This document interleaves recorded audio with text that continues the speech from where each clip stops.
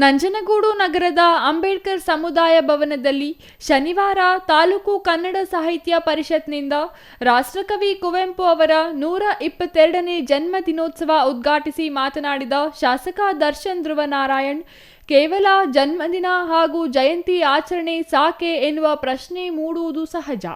ಇಂದು ಆಡಂಬರದ ದುಂದು ವೆಚ್ಚ ಮಾಡಿ ಮದುವೆ ಮಾಡಿ ಸಾಲವಂತರಾಗುತ್ತಿದ್ದಾರೆ. ಕುವೆಂಪುರವರು ಮಂತ್ರ ಮಾಂಗಲ್ಯದ ಮೂಲಕ ಸಂದೇಶ ನೀಡಿದ್ದಾರೆ. ಅವರ ಸಂದೇಶವನ್ನು ಎಲ್ಲರೂ ಪಾಲಿಸಬೇಕಾಗಿದೆ.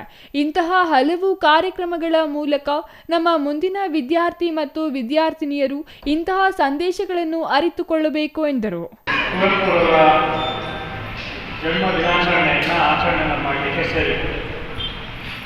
ನಾವೆಲ್ಲರೂ ಕೂಡ ಸೇರಿ ಅವರ ಭಾವಚಿತ್ರಕ್ಕೆ ಪುಷ್ಪಾರ್ಚನೆಯನ್ನು ಮಾಡಿ ಅವರಿಗೆ ಸ್ಮರಣೆಯನ್ನು ಮಾಡ್ತಾ ಗೌರವವನ್ನು ಸಮರ್ಪಣೆಯನ್ನು ಮಾಡಿದ್ವಿ. ನಾವು ನಮ್ಮಲ್ಲೇ ಒಂದು ಪ್ರಶ್ನೆಯನ್ನು ನಾವು ಹಾಕಬೇಕಾಗ್ತದೆ.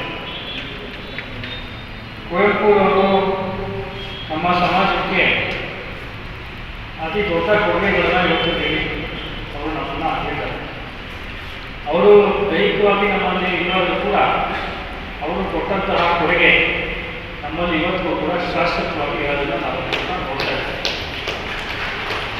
ಏನು ಪ್ರಶ್ನೆಯಿಂದ ನಾವು ನಮ್ಮಲ್ಲಿ ಹಾಕೋಬೇಕು ಅಂತಂದರೆ, ನಾವು ಇವತ್ತು ಅವರ ಜನ್ಮದಿನಾಚರಣೆಯ ಸಂದರ್ಭದಲ್ಲಿ ಅವರ ಭಾವಚಿತ್ರಕ್ಕೆ ಪುಷ್ಪಾರ್ಚನೆ ಮಾಡಿ ಅವರನ್ನ ಸ್ಮರಣೆ ಮಾಡೋದು ಅಷ್ಟೇ ಸಾಕಾ ಅನ್ನೋದನ್ನ ನಾವು ಪ್ರಶ್ನೆ ಹಾಕಬೇಕು.